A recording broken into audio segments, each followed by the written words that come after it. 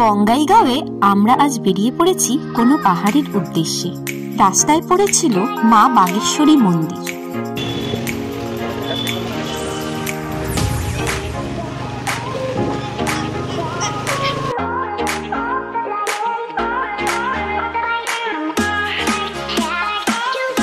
পাহাড়টার নাম হচ্ছে বাগেশ্বরী পাহাড়। এই পাহাড়ে আমরা এখন উঠবো। এর থেকে কয়েক বছর আগে আমি আর আমার কাকা আসছিলাম, জামা টামা খুলে একদম যাতা অবস্থা হয়ে গেছিল আমাদের। এত গরম, লাঠি নিয়ে উঠতে হতো। তো আমরা এখন ট্রেকিং এ যাচ্ছি বাগেশ্বরী পাহাড়ে। তো যাই দেখি, তোমরাও চলো। আমার সাথে আমার আরো 2 দেওর আছে, আমার হাজবেন্ড। আমার এখানে আপনার হাবি বলেন, হাজবেন্ড বলেন না, আজকাল আপডেটেড হয়ে গেছে। এই যে আমাদের সামনে কি ভাই, আমাদের গাইড। হাঁটতে হাঁটতে ওদের সকলের খুব পায়ে ব্যথা হয়ে গেছে, পারছে না।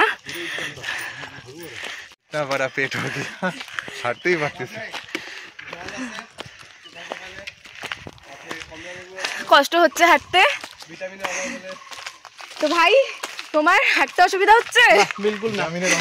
বিলকুল নেই।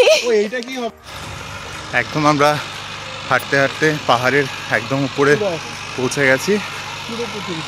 এখনো কনস্ট্রাকশনের অনেক কাজ চলছে উপরে, হয়তো ওয়াচ টাওয়ার, তারপর বিভিন্ন কাজ করা হবে।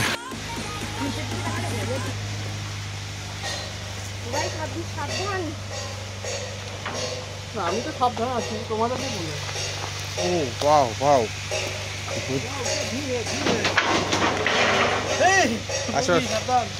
খতরনাক রাস্তা হলেও ওয়াচ টাওয়ারে ওঠার এক্সাইটমেন্টটাও আমাদের কম ছিল না।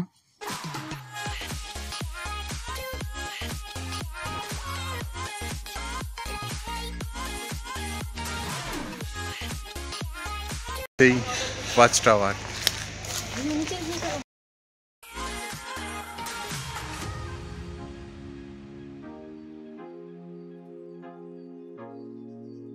ওয়াচ টাওয়ারের নিচ দিয়ে এবড়ো খেবড়ো রাস্তা হয়ে আমরা উঠে পড়েছি বাগেশ্বরী পাহাড়ে। পাহাড়ে উঠতেই দেখলাম একটি শিব মন্দির। শিব মন্দিরে প্রণাম করে আমরা চলে গেলাম ওয়াচ টাওয়ারে।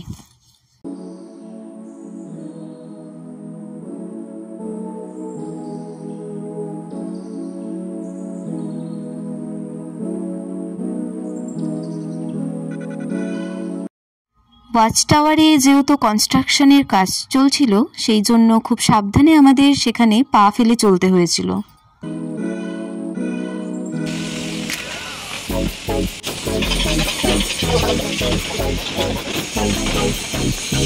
আমরা চলে এসেছি বাগেশ্বরী পাহাড়ে। এখানকার ভিউ এটা, সবচেয়ে ওপরের যে টাওয়ারটা আমরা সেখানে আছি। এখান থেকে এই বাগেশ্বরী পাহাড় থেকে চারিপাশের ভিউটা ভীষণ সুন্দর, একটু দেখে নেব।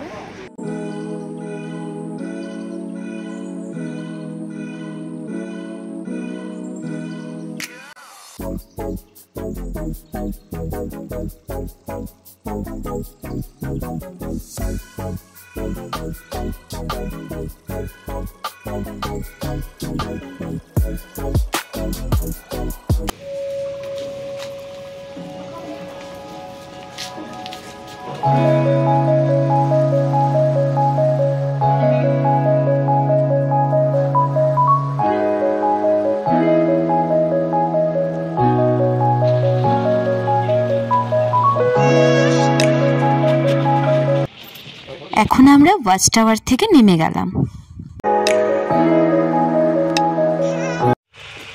হয়তো এরপরে আমরা বাগেশ্বরী মন্দির যাব। বাগেশ্বরী মন্দিরের কাহিনী এরকম যে ওখানে সতী, শিবের যে প্রথম পত্নী সতী, তার অস্ত্র এখানে পড়ে, ঠিক আছে? তো তখন থেকে এই জায়গাটা একটা ধর্মস্থল হয়ে যায়। ভারতের নানা জায়গার থেকে লোকেরা এসে এখানে পূজা আদি করে থাকে।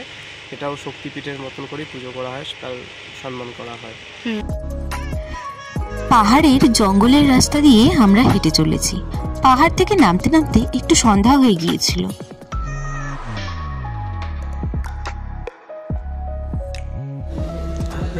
একটু খাওয়া দাওয়া করে আমরা বাড়ি ফিরে এলাম।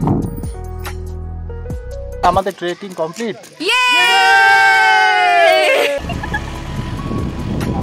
আমাদের ভিডিওটি ভালো লাগলে একটি লাইক এবং সাবস্ক্রাইব অবশ্যই করবেন।